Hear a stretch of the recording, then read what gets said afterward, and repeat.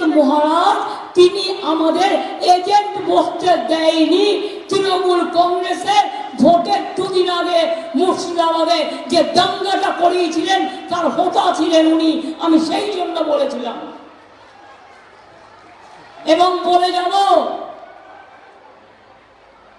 আগে অধীন করতেন, এখন বিজেপি করেন। মুর্শিদাবাদে মনে রাখবেন যে জায়গাটায় রেজিনগরে ইলেকশনের দুদিন আগে দাঙ্গা করেছিল সেইখানটায় ওনার আশ্রম, উনি আশ্রম চালান, আমার কোনো আপত্তি নেই। কিন্তু রিয়েলি আমি যখন জিজ্ঞেস করলাম ওখানে তৃণমূলের এজেন্ট নেই কেন, বললো কার্তিক মহারাজ বলেছে তৃণমূলের এজেন্টকে আমরা বসতে দেবো না, ওখানে কিছু লোককে খেপিয়েছে যারা ছানার ব্যবসায়ী, ছানা তৈরি করে বিক্রি করে। খবর আমিও রাখি।